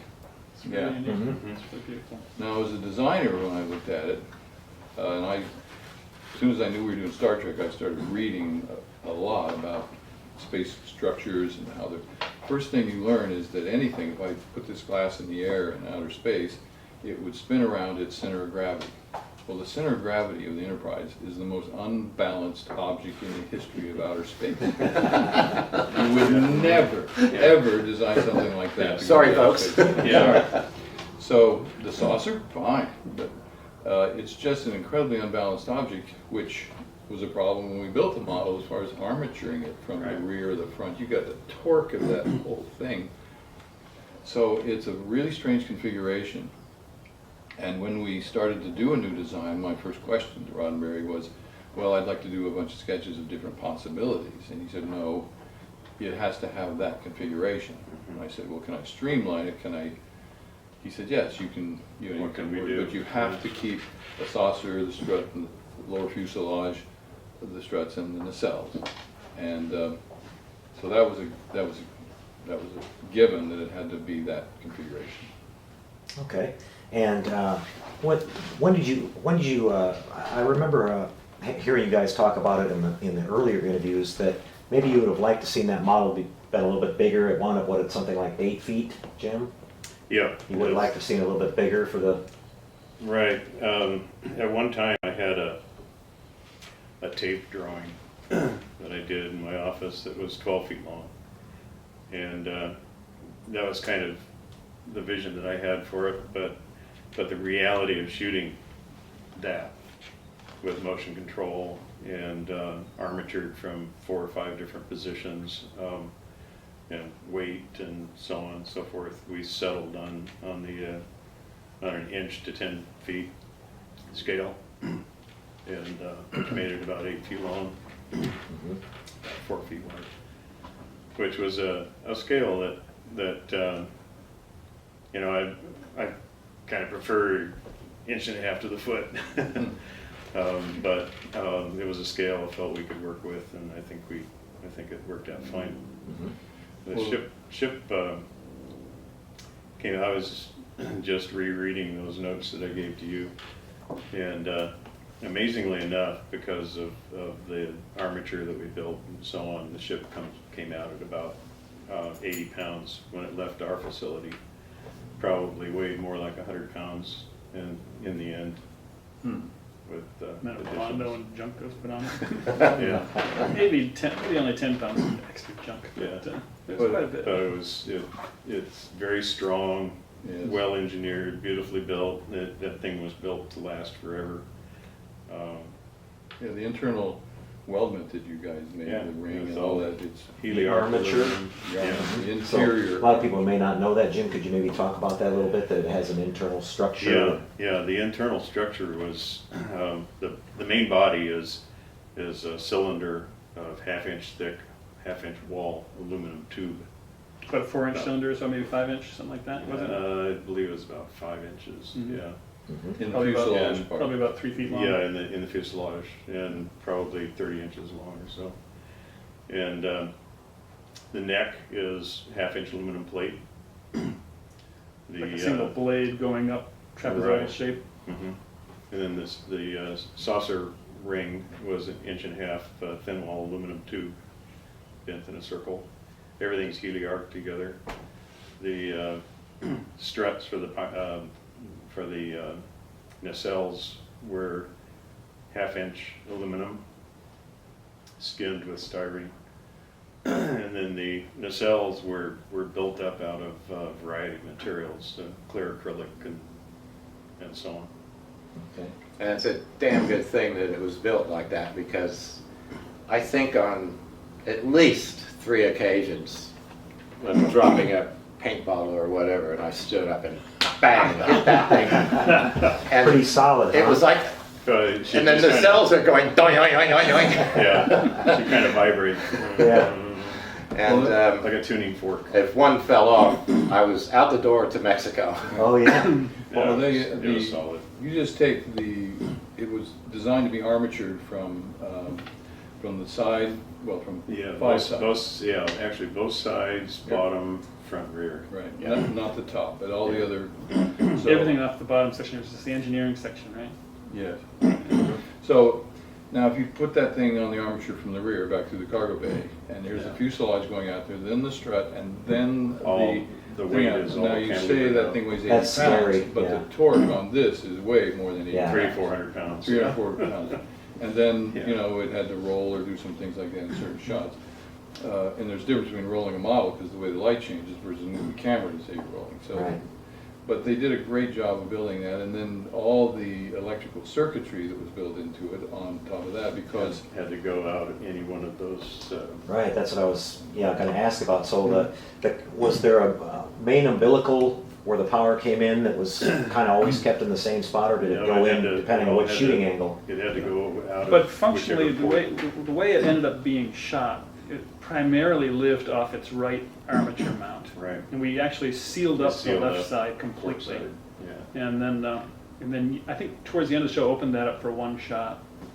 But for most of the show, it just lived. Primarily, I think we see the port side of the ship Correct. quite a bit. That's yeah. why. Right. Yeah, just a convenience. The storytelling worked out that way, but it was a convenience of, that was the side that was Keeping the featured side in the dry finished. dock, yeah, Right. Yeah. the docking. yeah. So those light circuits, for people who aren't into miniature photography and all that, the reason is that you need different circuits for different exposures, and with motion control, you can make a pass just for the windows, one for the nacelles, one for the thrusters or whatever, or the strobes or whatever you want. And that way you can control exactly the exposure. To try and balance lights out and the key light on the thing all in one exposure, very difficult. Mhm. So again, that's the technology that was evolving that these guys were building this model for. And that had to apply to the Klingons, to the Space Ops Complex, the Vulcan shuttle, and all the rest of them. Mhm. Okay. So it's primarily neon and incandescent bulbs. And the incandescent bulbs went A whole significantly variety. below grain of rice bulbs down to these little tiny axiolite watch Axiolite. bulbs. They're made for these newfangled digital watches that were coming out in the 1970s. And they'd have these tiny little lights. They were like less than an eighth of an inch long. And they had a little tiny lead off each end, and they just made this beautiful little light source. But they're so low exposure that you had to run the camera.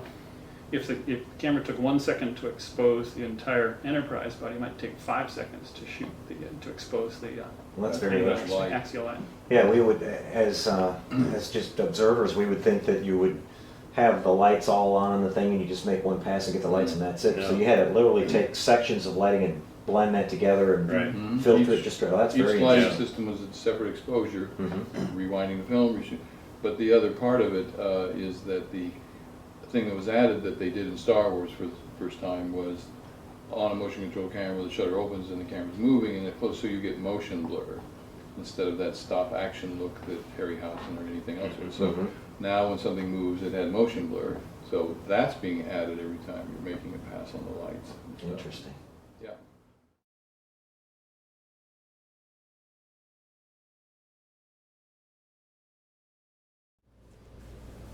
Okay, guys, back with you, enjoying chatting with you guys while that was playing. Looks like you guys are really enjoying that. Like I said, these guys were absolute legends and extremely fascinating to listen to about all, talking about all the knowledge they have about not only, building these miniatures, but how you do the film processing and everything. I mean, that's why the interview wound up being so long. It's about 2 hours long, and that's why I'm wanted to show it to you guys in segments.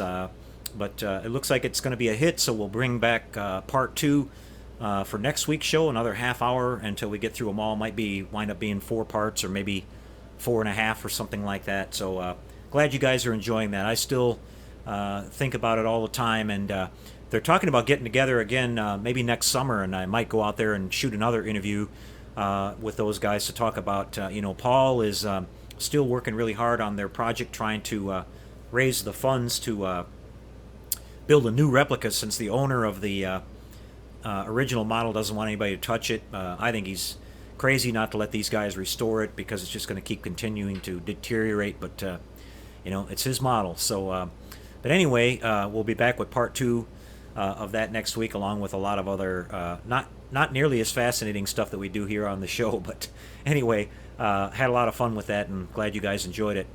Okay, guys, time to wrap things up here for tonight. Getting a little bit long here. It's about 2 hours in.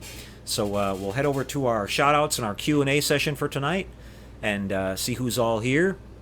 I'll go ahead and scroll up to the top.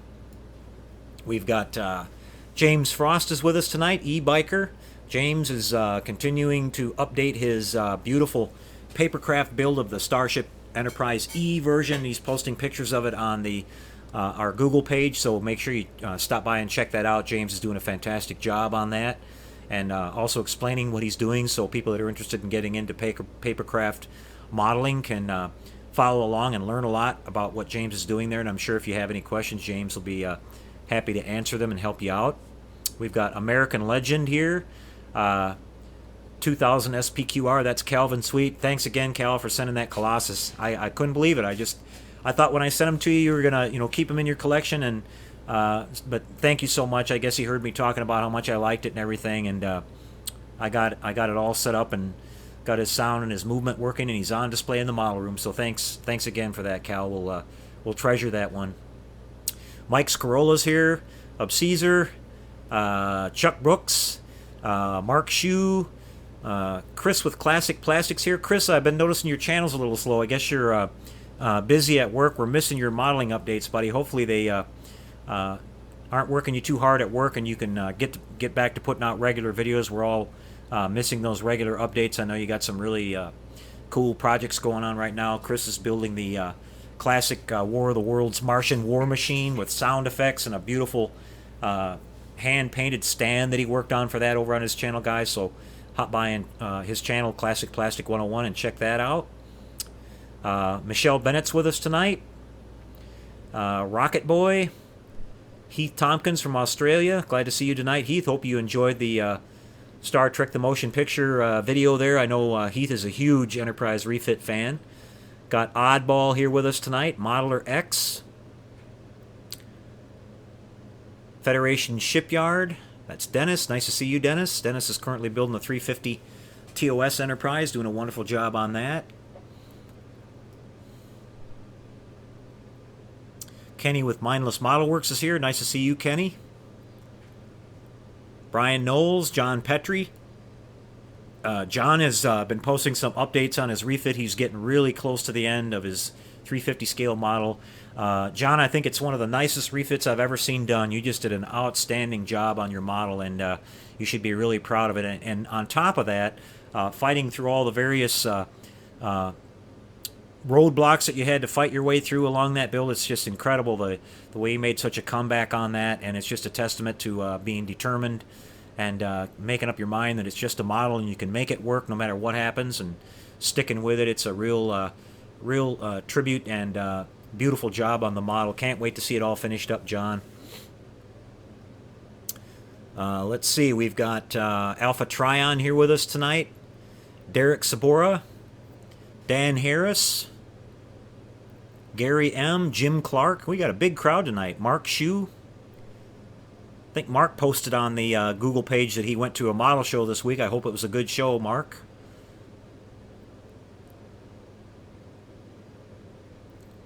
Dadnator 24. Brian Knowles. Mike Scarola. George Vakowski. I think George is a big airplane guy. I think George has been enjoying these airplane builds we've been doing lately.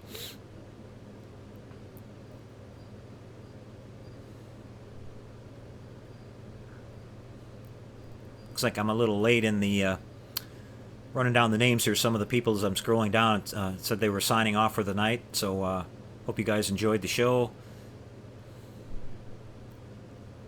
Aussie Trekkie's with us tonight. Scott's doing a lot of updates and posts on our Google page and on his YouTube channel, so we really appreciate that, Scott. Thanks for sharing with everybody. Gadgetron 3000 is here. Some guy named TrekWorks is there. Don't know that guy. He must be new.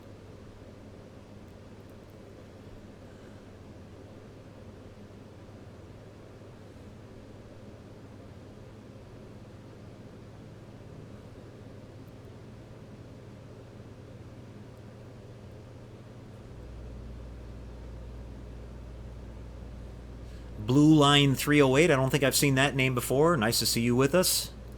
James Kirk.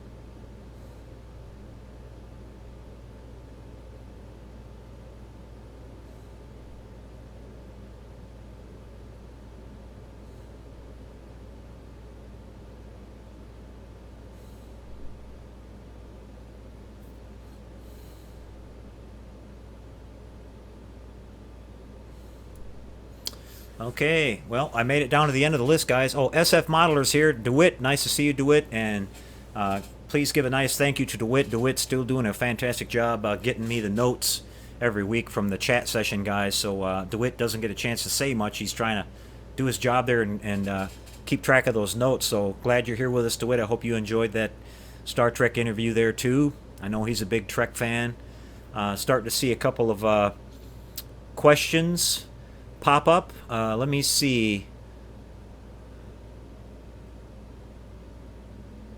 Yeah, I'm glad you guys liked that video, and we'll definitely roll part 2 for you next week.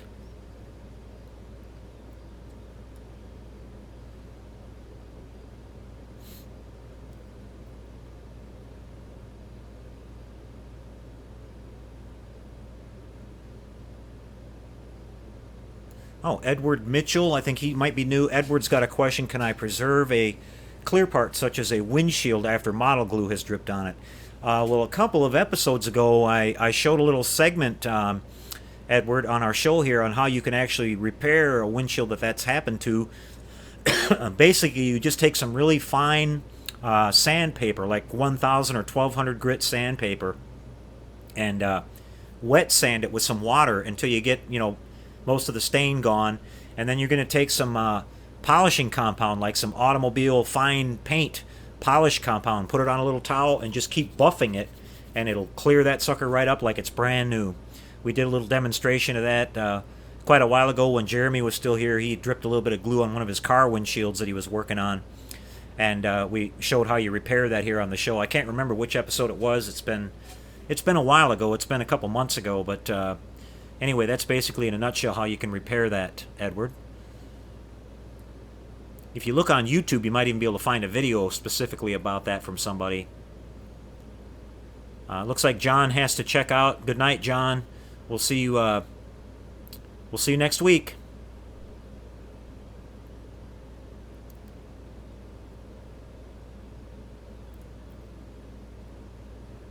Derek Sabora says, Boyd, when you research on those World War II planes, do you ever consider aftermarket parts? I have this dilemma every time. Well, I do, Derek. It depends. On things like, people like to get, some of the modelers out there, they like to get into all the really super, super detail on the interior of the planes, and that's what I've seen mostly is the, like, for example, on the B-29, there were a whole bunch of really cool photo etch parts that were out there, to do some super detailing on the interior of the model. But my thing here is for show purposes and things like that. I can't take 6 months to build a model, and that's projects like that where you're going to sit down and do every little thing on that. They can take a long, long time. And not only that, but in my opinion, it's nice to do all that and not knocking it in any way. But you can't see that stuff after the model's been all closed up. And if there's some enhancements that can be done, like on the exterior of the model that you can notice that make a big difference on improving it, or the kit supplied parts are just way below what they should be, then I consider stuff like that. But most of the time, I tend to build a lot of my models right out of the box. I do a lot of aftermarket stuff on the big 350 scale Star Trek ships that I build, and things like the refit and the TOS and some of the other ones. But on a lot of these basic models that I build up here for the show, it's kind of, since it's for the show and things like that, it's kind of important that it doesn't take 6 months to build it. And if you did that, people would lose interest and things like that. So that's one of the reasons. But my other feeling on it is, like I mentioned, the some of that detail stuff is awesome, and you can have a lot of fun with that. But if it's not something that you're going to be able to see once the model's all done, then I really can't see the point of spending all that money on it. It's another kit I could buy, that I could save the money on, or supplies or something like that. So it's not knocking the situation for anybody else that that thinks differently. Just the way I feel about it. Let's see.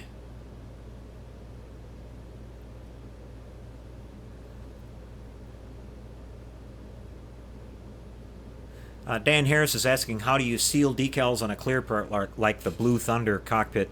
Brush on some of this. This is a trick that I learned from Chris Cortell, Future Floor Care is a perfect sealer for decals that are going on clear glass. It won't fog up the glass or react with the glass or anything. And you can actually brush this stuff on. You might want to practice just a little bit, but you can brush this stuff on so nice that it doesn't leave any brush strokes. It self levels, and it looks just as glossy as the original glass. And you know, you're taking a chance if you use any kind of paint like lacquer, even gloss lacquer. I've had that where I've sprayed it on a piece of glass, you know, plastic on a model, and had no reaction. And I've had other times where it immediately like turned it to like frosted, you know, ruined it basically. So but this stuff is completely inert and it won't hurt anything, and it'll totally seal the decals up. I think I was watching one of Chris's videos where he was building some race car, and he had, you know, it had the decals in the windows, and he put decals on there, and I was wondering what he was going to do, and then he sealed them up with that, and I've been using it ever since, and it works great.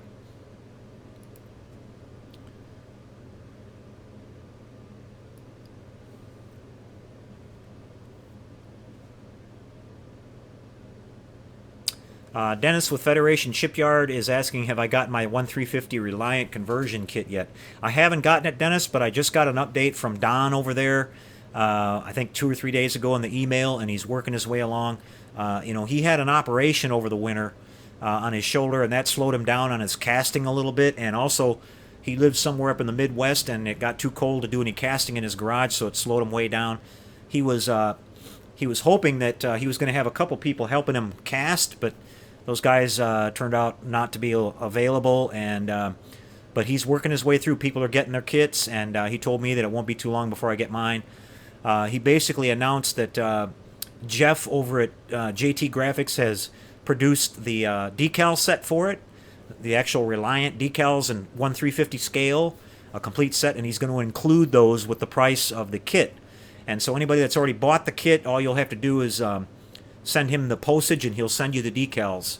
But if you haven't got your kit yet, the decals will be included with the kit for the same price. And Don just seems like a really super nice guy, and he's telling me that sometime yet this spring I'll get my kit. And believe you me, guys, the minute I get it here, I'm going to start working on it, and you guys will see it here, and I'm really excited about that. I've got all the parts ready to go, and since our De Boers didn't work out, this will be the next best thing to that until I can eventually get back and build that second big De Boers kit that we have here. So looking forward to that one.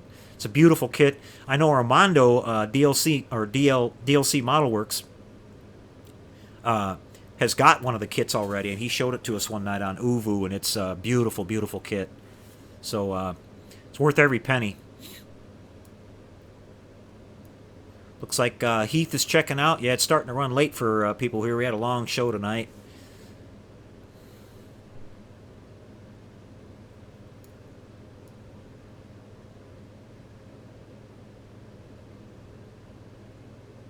Gadgetron 3000 says there will be a 1/350 scale full Reliant kit available soon. Well, that's great. I mean, since Round 2 decided never to do it, too bad for them. We'll just get the kits from somewhere else.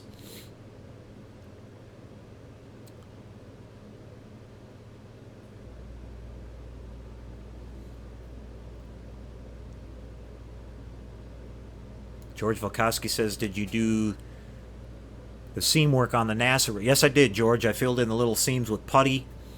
They're really easy to do, and they actually I commented on that during last week's video when I was talking about it. For being a kit that's from 1969, they actually the molds are really good on this little kit. They fit really nice. You know, you don't have to use very much putty.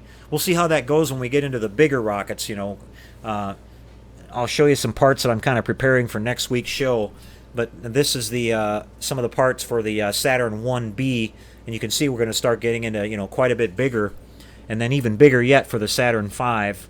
But they've all been fitting together wonderful, and it's been pretty amazing for a kit that's getting close to 50 years old, if it's not 50 years old already. So pretty amazing.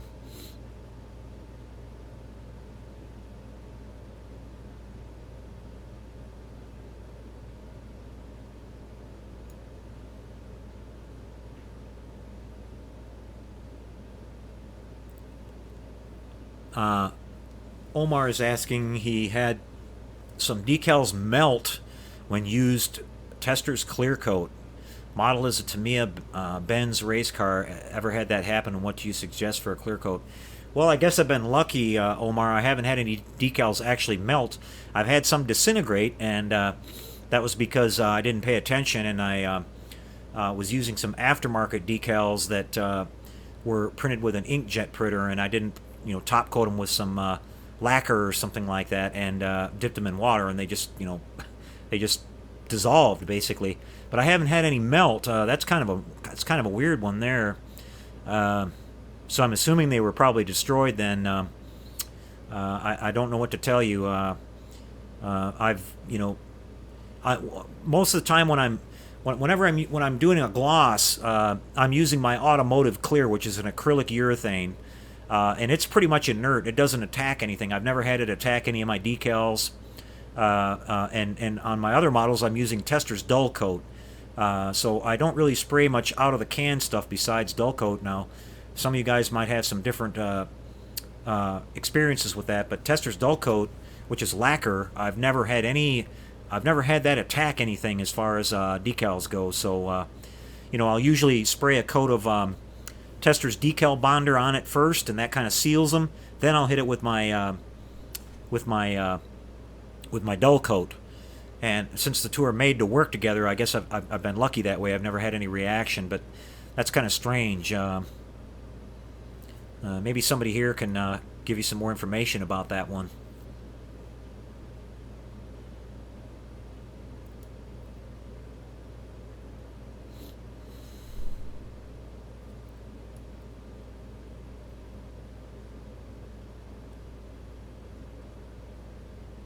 Big Stats is heading out. Thanks for being with us tonight, Big Stats. Randy Gagliano is here as well. I saw he checked in.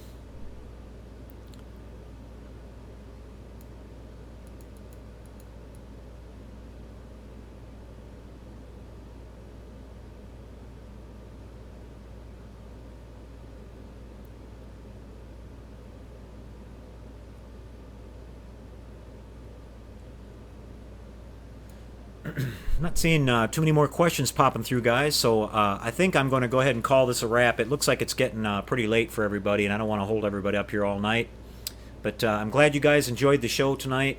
Thanks for tuning in, and it was my pleasure to share the video with you guys. I'm glad you liked it, and we'll have part 2 of that. They start getting into some really, really interesting stuff as it gets further along. A lot more detail about the model and what they actually did to build it and all that. Jim was a little bit shy at first, but he started talking more and more and more, and that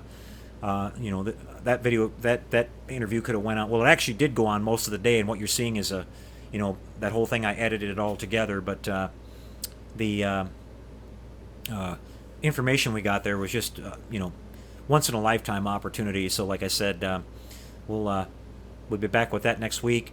I didn't get a chance to do anything on the Matar Nebula build this week. I'm really busy with the client builds that I'm working on right now. I've got 4 TOS Enterprises in the hopper and a few other things. Oh, one thing I wanted to say, share some personal news with you guys before I sign off tonight. Been considering here for probably the last 4 or 5 months. This next week will be my last week on my regular job. I'm going to be doing this commission model building thing full time here in the shop. It was a big decision, but there's a lot of work coming in, and I've been falling behind a little bit on my keeping up with my commission work because my regular job was, my hours vary so much. I might work 8 hours one day, then I might work, 12 hours the next day, and the decision to do this was something I've been considering. I've been talking it over with a few close friends of mine, and of course my family and everything, and everybody's been fully supportive. And it's a really big move, but I'm fortunate in that in the business that I have, my small business that I operate, I can basically step away from that and try this and see how it works. And if it doesn't work out, I can always go back to doing it. It's not like I've worked for a company for 20-something years and I'm saying, hey, I'm resigning, and they say, well, we have to fill your position, and you can't come back. Well, it's a little bit different situation. It's kind of unique for me. So, but I've been just getting swamped with work requests, and I'm going to be looking around really hard here in San Antonio for bringing in a apprentice to work with me. I'm going to start going around to some of the hobby shops here, maybe run an ad in Craigslist or something like that, and find somebody to come in and help me so we can start doing all this work. We get tons of requests, and I have to turn it all down, because I don't want people to wait too long, and I've fallen behind on some of my builds with trying to do the show and trying to do my regular job and trying to keep up with all the commission work and everything. So this is going to help me out tremendously. And like I said, a big decision, but you guys are all my friends on here, so I thought I'd share that with you. And a few of you that hang out with us, with me on Uvu, I've been talking to you guys about this for a while now, and basically said I was going to make up my mind by May, and so this next week will be my last week of doing my regular job that I've been doing for several years. So big, kind of a leap of faith, like a lot of people take, but I'm confident it's going to work out. Like I said, we have a lot of work already on the table here, and we've got a lot of requests, constant requests for doing commission work. So feel really fortunate to have that, and I think we can make it happen. So wish me the best of luck, guys. But we won't stop doing the show no matter what. Like I said, everything's going to stay the same. I will be able to hopefully be able to put out more regular videos on the TrekWorks channel. My regular job is what's had a lot to do with those not being quite as regular as they have been too. I've just been really, really busy. So we'll make it happen, guys. So with that, guys, we're going to call this whole thing a wrap. I appreciate all of you being here tonight. We'll see you again next week. Hope you have some time to work on your models this week, and keep sending us those pictures, guys, for our next slideshow. We appreciate that, and always like sharing that with you guys, and we'll see you next week. Have fun building your models this week, guys. Take care. Good night, everybody. Happy modeling.